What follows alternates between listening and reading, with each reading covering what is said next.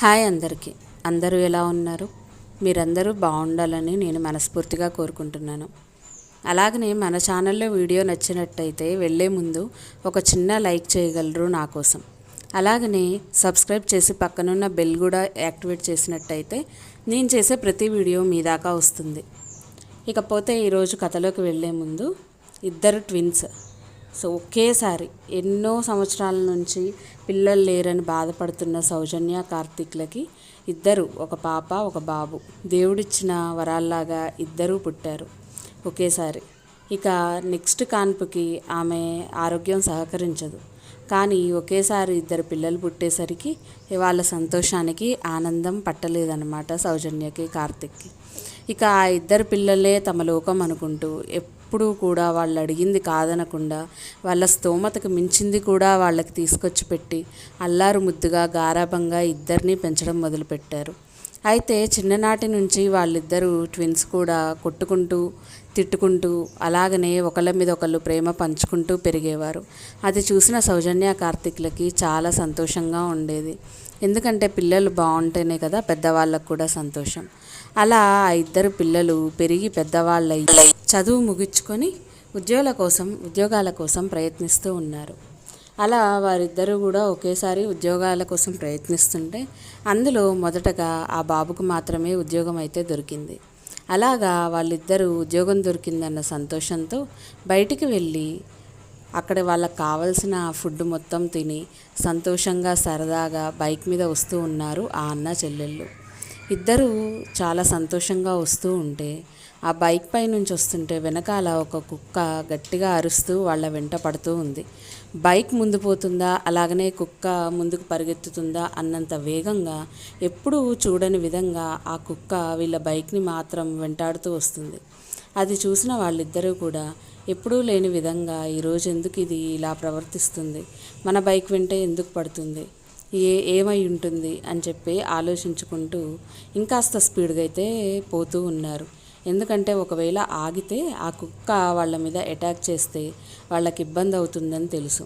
అది కూడా చీకటి బాగా పడిపోయింది, ఎవ్వరూ లేకుండానే నిర్మానుష్యంగా ఉంది. అలాంటి ప్రదేశంలో ఇప్పుడు వాళ్ళు బండి కొంచెం స్లో చేసినా ఆ కుక్క వాళ్ళ మీదకి ఎగబడేలాగా ఉంది. అందుకని వాళ్ళు ఆగకుండా బైక్ ఇంకాస్త స్పీడ్ చేసుకుంటూ వస్తున్నారు. అలా కొంచెం ముందుకు వచ్చేసరికి సడన్గా ఎక్కడి నుంచో వచ్చింది ఒక కారు. ఆ కారు అతి వేగంగా వచ్చి వీళ్ళ బైక్కి ఢీకొంది. అలా ఢీకొనేసరికి ఇద్దరూ కూడా అక్కడే బైక్ మీద నుంచి కింద పడిపోయారు. వీళ్ళ మీదనే వాళ్ళ బైక్ కూడా వీళ్ళ మీదనే పడింది. పూర్తిగా రక్తమయమైపోయింది ఆ ఏరియా. 5 నిమిషాల్లో ఎక్కడా కనిపించని జనాలు కూడా వాళ్ళ చుట్టూ మూగారు. ఎవరు వీళ్ళు, ఎక్కడి వాళ్ళు అని చెప్పి అందరూ చుట్టూ మూగారు. అలా చుట్టూ మూగేసరికి అక్కడ ఉన్న అతను వెంటనే దిగి వాళ్ళని చూసి ఎక్కడ అతని మీద కేసు అవుతుందో అన్న భయంతో ఆ కారు తీసుకొని ముందుకు వెళ్ళిపోయాడు, వాళ్ళకి ఏమాత్రం సహాయం చేయకుండా. అయితే ఆ అన్న చెల్లెళ్ళలో అన్న మాత్రం కొంచెం ఓపిక తెచ్చుకొని తనకి గాయాలు ఒంటి నిండా ఉన్నా రక్తం విపరీతంగా కారుతున్నా తన చెల్లెలు ఏమైపోతుందో అన్న భయం పట్టుకుంది. కానీ తనైతే బైక్ కింద నుంచి బయటికి రాగలిగాడు. కానీ తన చెల్లెల్ని లాగుదామంటే అతని శక్తి సరిపోవడం లేదు. అలాగనే అది తీద్దాము అంటే అతనికి ఆలోచించే శక్తి కూడా లేకుండా పోయింది. కానీ చుట్టుపక్కల ఉన్న వాళ్ళెవ్వరూ కూడా అతనికి సహాయం చెయ్యట్లేడు. అతను గాయాలతో లేచి రక్తం కారుతూ అలా నడుస్తూ వెళ్తున్నా కానీ చుట్టుపక్కల ఉండేవాళ్ళు అక్కడ జరిగిన సంఘటన మీదే దృష్టి పెట్టారు. కానీ ఆ అమ్మాయిని ఎలా తీయాలి, ఎలా జరపాలి అని ఆలోచిస్తున్నారు. కానీ ఇతన్ని మాత్రం ఎవ్వరూ పట్టించుకోవట్లేదు. చూసినా చూడనట్టుగానే పక్క నుంచి వెళ్ళిపోతున్నారు. కానీ ఎవరూ పట్టించుకోవట్లేదు. అయితే ఆ అన్న మాత్రం తన చెల్లెలు ఏమైపోతుందో, తన చెల్లెల్ని ఎలాగైనా కాపాడాలి అన్న ఆలోచనతో గబగబా ముందుకు వెళ్తూనే ఉన్నాడు. ఎవరైనా కార్ కనిపించినా, ఆటో కనిపించినా సహాయం అడిగి తన చెల్లెల్ని హాస్పిటల్లో జాయిన్ చేయాలి అని. అలా కొంత దూరం ఓపిక ఉన్నా లేకపోయినా తన శక్తికి మించి విపరీతంగా పరిగెత్తుతూ ముందుకు వెళ్తున్నాడు. దగ్గరలో ఏదన్నా హాస్పిటల్ ఉన్నా అక్కడ డాక్టర్ని అడిగి తన చెల్లిని కాపాడాలన్న ఉద్దేశంతో అలా పరిగెత్తుతూ పోతూ ఉంటే ఒక కారు ఎదురైంది.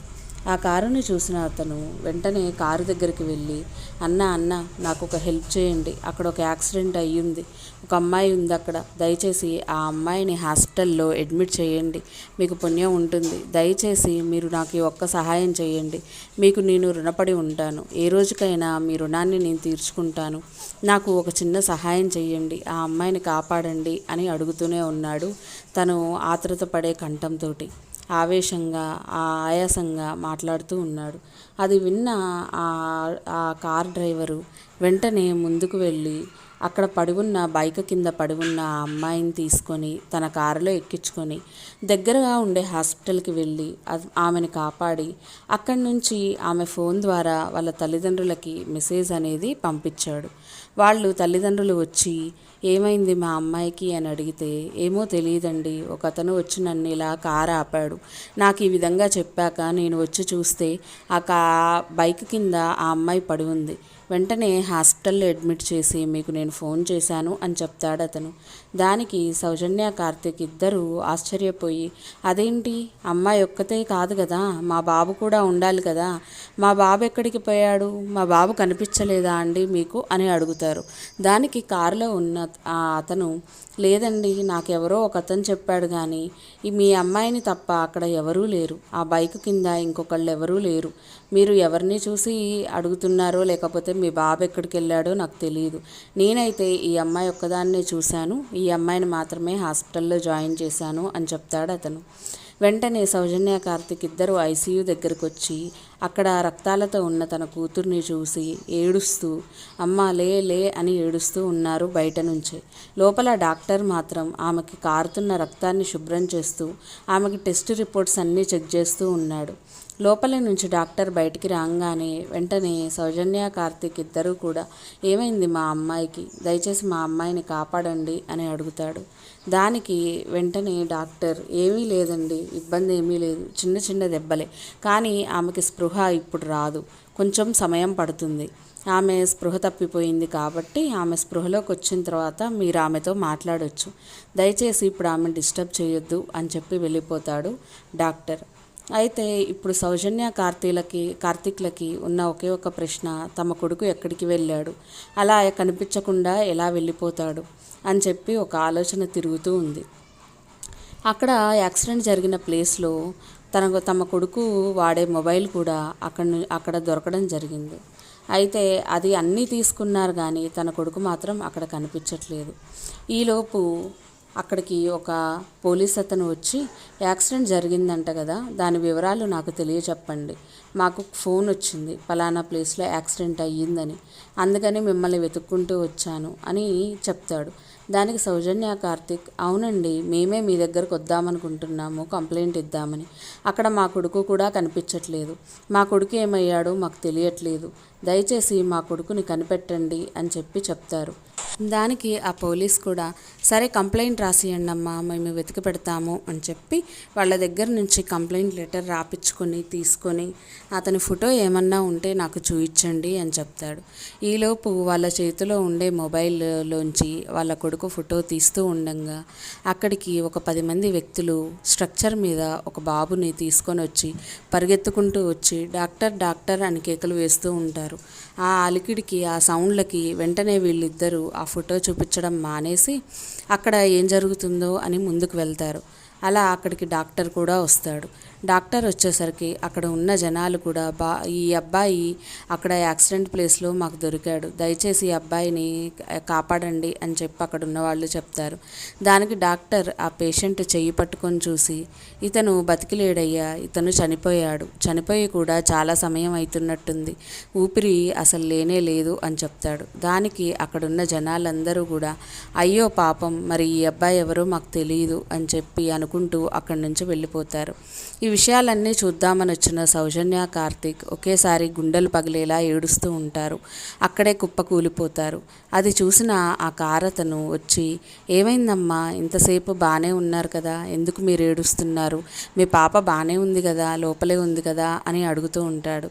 దానికి వాళ్ళిద్దరూ, లేదయ్యా, ఇదిగో మా కొడుకు చనిపోయాడు, మా కొడుకునే వీళ్ళు తీసుకొచ్చారు, ఈ బాబు మా బాబే అని చెప్పి గుండెలు పగిలేలాగా ఏడుస్తూ ఉంటారు. హాస్పిటల్ మొత్తం కూడా వాళ్ళ రోదనలతో నిండిపోయి ఉంటుంది. అది విన్న ఆ కార్ అతను అయ్యో పాపం అనుకుంటూ అతన్ని చూద్దామని కొంచెం ముందుకు నడుచుకుంటూ వస్తాడు. అలా నడుచుకుంటూ వచ్చి చూసిన అతను షాక్ అవుతాడు. అక్కడున్న గ్రామస్తులతో ఈ అబ్బాయి మీకు ఎక్కడా దొరికాడు, ఎక్కడి నుంచి తీసుకొచ్చారు, ఎక్కడున్నాడు అని కారతను అడుగుతాడు. అలా అడిగేసరికి అక్కడున్న డాక్టరు, పోలీస్ అతను, అలాగనే సౌజన్య, కార్తిక్ వీళ్ళందరూ కూడా అక్కడే ఉండి ఆశ్చర్యంగా చూస్తూ ఉంటారు. ఏదో తెలిసిన వ్యక్తిని అడిగినట్టు అడిగాడు ఆ కారతను. అయితే అక్కడున్న గ్రామస్తులు ఆ అమ్మాయి బైక్ కింద ఉంది కదండి, ఇతను పక్కనే ఉన్న ఒక రాయి పక్కనే పడున్నాడు, అంటే ఆ కారు వేగానికి అతనేమో ఎగిరి రాయి పక్కన పడిపోయాడు, ఈమెమో అక్కడే ఉండిపోయింది బైక్ కింద. అతను కొద్దిగా దూరంలోనే పడి ఉన్నాడు, అతను వెంటనే చనిపోయి ఉంటాడైతే అని అనుకుంటూ వెళ్ళిపోతున్నారు వాళ్ళు. అది విన్న కార్ అతను ఒకేసారి షాక్కి లోనయ్యి అతని మృతదేహం అక్కడే లభ్యమైనట్టయితే మరి నా దగ్గరికి చెప్పిన వాళ్ళు ఎవరు, నా దగ్గరికి ఎలా వచ్చి చెప్తారు అని ఆలోచిస్తూ ఉన్నాడు. దానికి అక్కడే ఉన్న సౌజన్య, కార్తీక్, అలానే డాక్టరు, పోలీస్ అతను ఏంటండి మీకు తెలిసిన వారిలా అడుగుతున్నారు, మీకు తెలుసా ఈ అబ్బాయి ఎవరో అని అడుగుతారు. అలా అడిగేసరికి ఆ కార్ అతను లేదండి, ఇతనే తనకున్న గాయాలతోటి పరిగెత్తుకుంటూ వచ్చి నా కారు ఆపింది ఇతనే ఆపి మా చెల్లెలో అని చెప్పలేదు, ఒక అమ్మాయి అక్కడ గాయాలతో పడి ఉంది, కాపాడండి, రక్షించండి, మీకు రుణపడి ఉంటాను అని చెప్తాడు. దానికి అతని మాట విన్న నేను ఆ అమ్మాయిని కాపాడడానికి ముందుకు వెళ్ళి ఆ అమ్మాయిని హాస్పిటల్లో అడ్మిట్ చేయడం జరిగింది.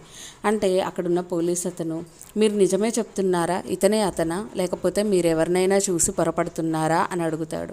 దానికి అతను లేదండి, నేను 100% చెప్పగలను, ఇతనే వచ్చి కారు ఆపి ఆ అమ్మాయిని రక్షించమని వేడుకొన్నాడు అని చెప్పేసి చెప్తాడు. అయితే ఇది విన్న పోలీస్ అతను ఇంతకీ ఈ యాక్సిడెంట్ కరెక్ట్గా ఎక్కడ జరిగిందో చెప్పండి అని చెప్తాడు. ఆ యాక్సిడెంట్ జరిగిన ప్లేస్ గురించి ఆ ఇన్స్పెక్టర్కి అయితే చెప్తారు వీళ్ళందరూ. చెప్పిన తర్వాత అతను ఒకేసారి షాక్కి లోనవుతాడు. ఏంటండి మీరు ఆ యాక్సిడెంట్ జరిగిన ప్లేస్ చెప్పగానే అలా బొమ్మలాగా నిలబడిపోయారు, ఏ విషయం మాట్లాడకుండా, మీకేమైనా తెలుసా దాని గురించి అని వాళ్ళందరూ అడుగుతారు. దానికి ఈ యాక్సిడెంట్ జరిగిన స్థానంలో ఇంతకుముందు చాలానే జరిగాయి, చాలా వరకు కంప్లైంట్లు అక్కడ యాక్సిడెంట్లు జరుగుతాయని మా దాకా వచ్చింది. అయితే జరిగిన వాళ్ళందరిలో కూడా ఒక కామన్ పాయింట్ అయితే జరిగింది. అక్కడ ఎవరైతే చనిపోతారో వాళ్ళ ఆత్మలు అక్కడ దరిదాపుల్లోనే తిరుగుతూ ఉంటాయి. అయితే అందులో కొన్ని ఆత్మలు మంచిని ప్రయోగిస్తే కొన్ని ఆత్మలు చెడుకి ప్రయోగిస్తాయి. అలాగా ఆత్మలు అక్కడ తిరుగుతాయనే నానుడి విపరీతంగా ఉంది. దానిలో భాగంగా ఇప్పుడు మీకు అక్కడ అతను చనిపోగానే అతని ఆత్మ లేచి వచ్చి అతని చెల్లెల్ని కాపాడాలని మీ కారు ఆపి మిమ్మల్ని పంపించింది. మీకు మాత్రమే కాదు, చాలామందికి అక్కడ ఆత్మలు కనిపిస్తూ ఉంటాయి. కానీ అవి ఆత్మలు అని వాళ్ళు కనిపెట్టలేరు, ఎందుకంటే అవి నిజమైన మనుషుల్లాగానే కనిపిస్తాయి. ఎప్పుడో చనిపోయిన వాళ్ళ ఫోటోలు చూసినప్పుడు, లేకపోతే వాళ్ళకి సంబంధించినవి విన్నప్పుడు, వాళ్ళకి సంబంధించిన గుర్తులు చూసినప్పుడు అప్పుడు తెలుస్తుంది వాళ్ళకి వాళ్ళు చనిపోయి దయ్యాల్లాగా వచ్చి వీళ్ళతో మాట్లాడారు అని చెప్పి. అదేవిధంగా మీ కారు ఆపింది అతని ఆత్మని, ఆపి తన చెల్లెల్ని అయితే కాపాడమని వేడుకొన్నాడు.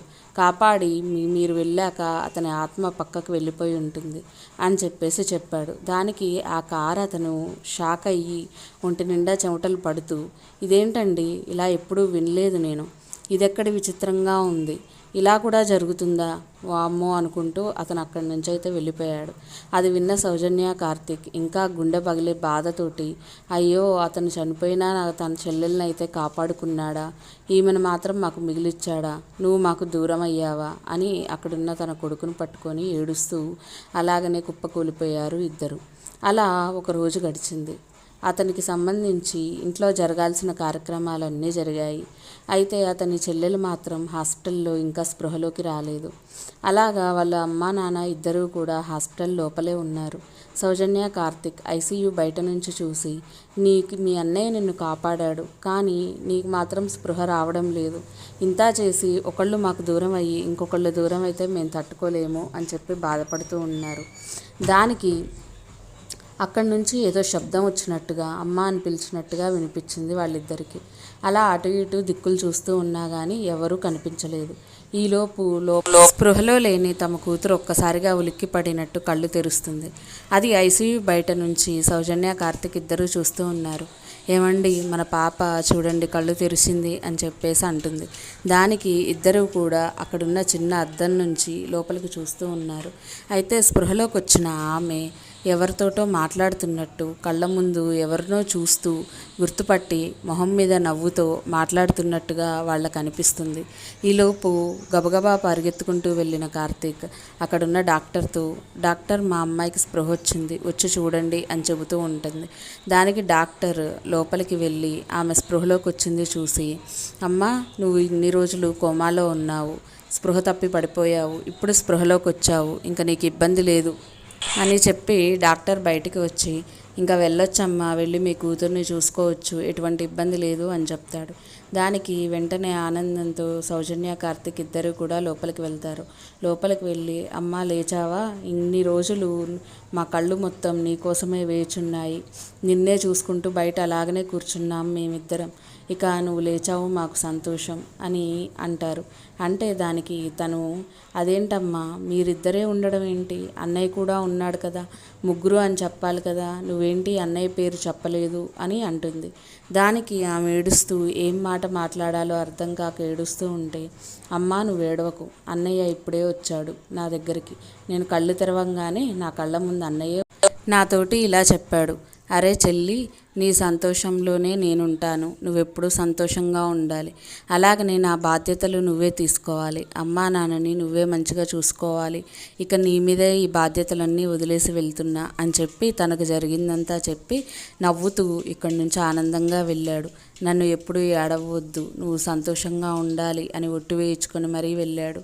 ఇక మిమ్మల్ని మీ ఇద్దరిని అన్నయ్య బాధ్యత నేను తీసుకొని నేనే మిమ్మల్ని చూసుకుంటాను, నాలోనే మీరు అన్నయ్యను కూడా చూసుకోండి, మీరు బాధపడొద్దు, అన్నయ్యను బాధ పెట్టొద్దు, దయచేసి వాడిని ప్రశాంతంగా ఉండనివ్వండి అని చెప్పి అంటుంది. దానికి సౌజన్య కార్తీక్ ఇద్దరూ కూడా, సరే అమ్మా, అన్నయ్య చెప్పిన మాట మేము వింటాము, నువ్వు కూడా సంతోషంగా ఉండడమే మాకు కావాలి, ఇక ఇంటికి వెళ్దాం పదా అని తన కూతుర్ని తీసుకొని ముగ్గురు కూడా ఇంటికి వెళ్ళిపోతారు.